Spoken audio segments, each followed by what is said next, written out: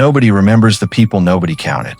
That one sentence became the most terrifying truth American law enforcement ever had to swallow. Because for nearly 40 years, a man walked freely among the forgotten, the invisible, and the discarded. He drove from city to city.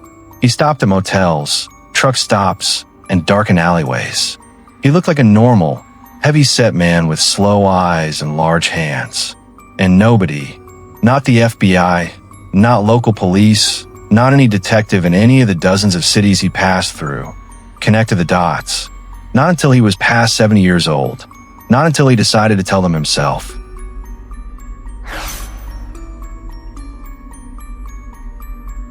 The year is 1970.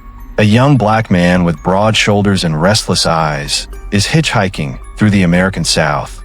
He has no fixed address. He has no steady job.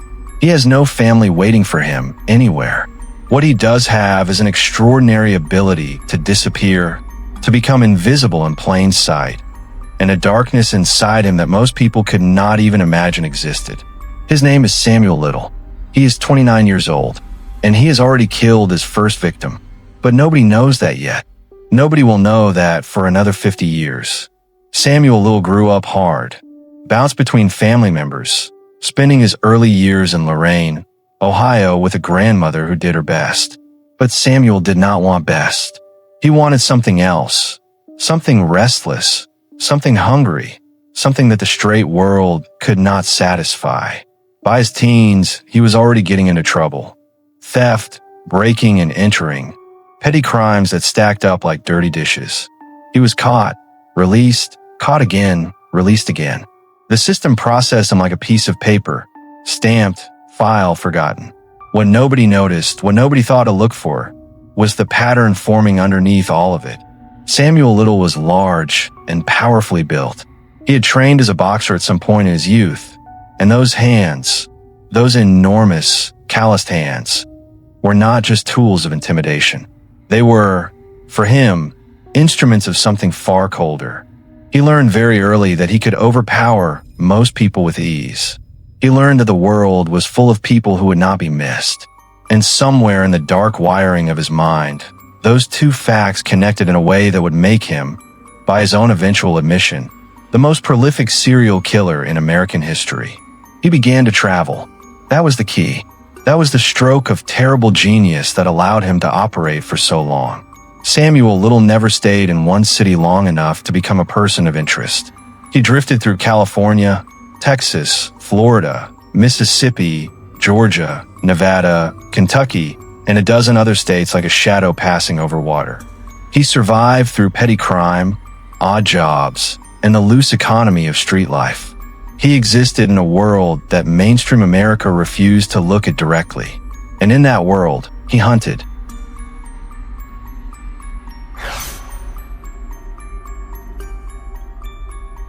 To understand how Samuel Little killed for so long without detection, you have to understand something deeply uncomfortable about the society he moved through.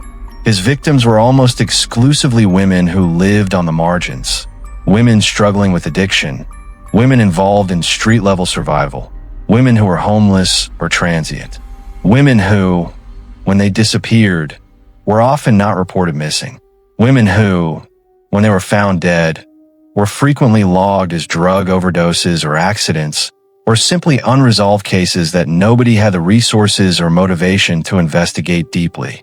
The medical examiners of the 1970s, 80s, and 90s, overworked, underfunded, operating in counties that barely had the budget for basic equipment, often did not detect signs of strangulation during autopsies, especially when bodies had decomposed or when the circumstances of death seemed to have an obvious alternative explanation. Hemorrhaging in the eyes, bruising on the neck. These signs were there. They were simply not seen or not connected to anything larger. Samuel Little understood this intuitively. He did not use weapons. He did not leave bullets or stab wounds. He used his hands. He choked his victims into unconsciousness and then beyond. And in doing so, he left a signature that the system he moved through was perfectly designed not to read. He would later say, in one of his recorded confessions, that he never worried about being caught. He was not boasting. He was stating what had been, for most of his life, a simple operational truth. The women he chose, in the places he chose them, in the manner he chose to kill them. It was, in his words, like they vanished, like they never existed. And that, more than anything else about Samuel Little, is the part that should keep you awake at night.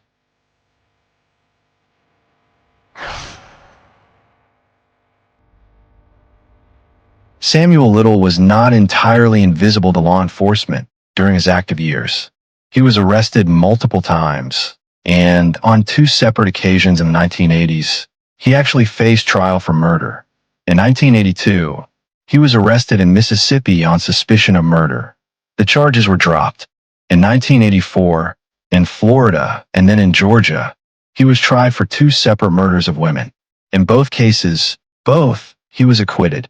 The evidence was deemed insufficient. The juries went home. Samuel Little walked out of the courtroom a free man and drove away. Think about what that means. At the precise moment when the system had the right man in custody, with victims who deserved justice, the evidence was not assembled well enough. The investigation was not thorough enough. And the culture of indifference toward his victims was powerful enough that he simply walked out the door. He would go on a kill for more than another decade. There was also a woman who survived an encounter with him. A woman who fought back, who managed to escape, who went to police and described exactly what Samuel Little had done to her. That report sat in a file. It was not connected to anything. The dots were not joined. Samuel Little never even knew how close he had come. He kept moving. He kept killing. He blended back into the great invisible America that nobody on television ever talked about. The truck stops and the shelters and the edges of cities where people live and die without anyone writing their names in any record that matters.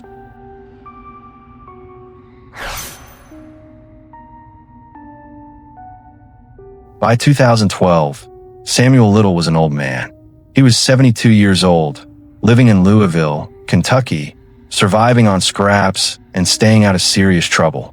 The energy that had made him so dangerous for so long had, at last, begun to fade. He was overweight, diabetic, struggling with his health. The road that had carried him through so many cities and so many decades had finally reached something like an end. California authorities picked him up on a drug charge. It was almost insultingly small, a minor narcotics violation that could have resulted in a brief sentence and another quiet release. But this time, investigators in Los Angeles decided to run his DNA against cold cases. This time, someone was actually looking. The results came back like a detonation. His DNA matched evidence from 3 cold case murders in Los Angeles County. Murders that had gone unsolved for decades. Women who had been waiting in files and in memory for something to finally connect them to the man responsible. Samuel Little was charged, tried, and in 2014, at the age of 74, convicted of 3 counts of murder. He was sentenced to life in prison without the possibility of parole. But the story did not end there.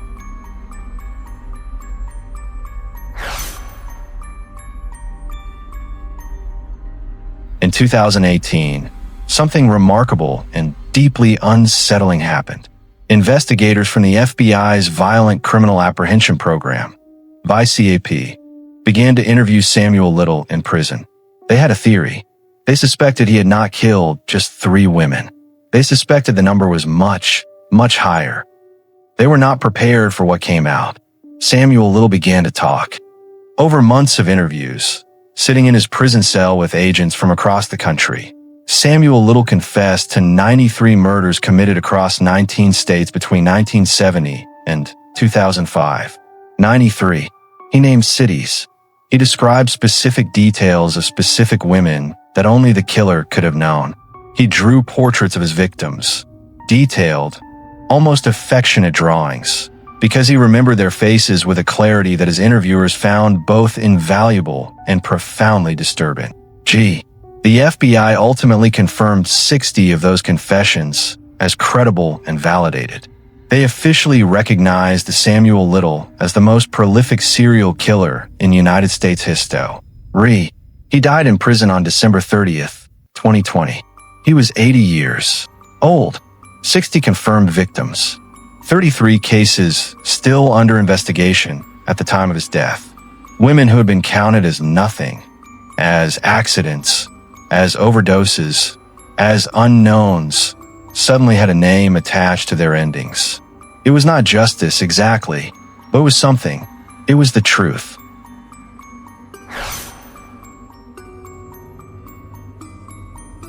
Here is the detail that no procedural drama, no true crime documentary has ever quite managed to capture properly. While giving his confessions, Samuel Little drew portraits of his victims. He had some artistic talent, self-taught, rough but recognizable. And when investigators asked him to describe the women he killed, he picked up a pencil and drew their faces from memory. Women he had killed 30, 40 years before. He remembered their hair. He remembered the way they looked at him before the end. He filled pages with these portraits and handed them to the FBI. And here is what those portraits meant. For some of those women, the drawing Samuel Little made was the only image that ever existed of them. They had no driver's license on file, no social media, no photographs in any archive. They existed only in the memory of the man who killed them, and now, only in the drawings he made to help police identify them. The FBI published those drawings. They distributed them publicly. They asked, "Do you recognize this woman? Do you know her name?" Some of them were identified. Some still have not been. There are women in those drawings who are still waiting for someone to say, "I knew her. She was real. She mattered."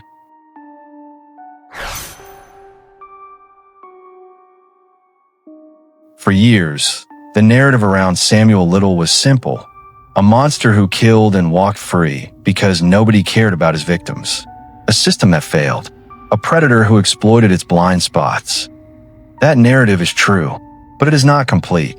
Because when investigators went back through decades of case files, when they began to match his confessions against unsolved deaths, against bodies found in fields and dumpsters and along highways, they discovered something that should have been obvious, but somehow wasn't.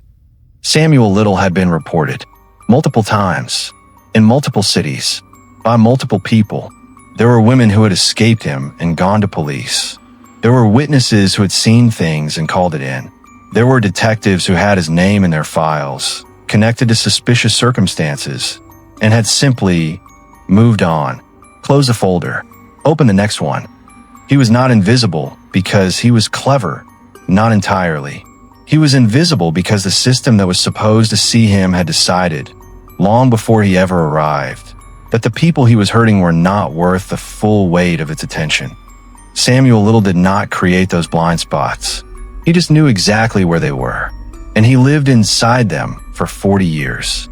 The last of Samuel Little's unidentified victims may still be out there, waiting in a portrait drawn by the man who killed them, hoping someone, somewhere, will finally look closely enough to say their name.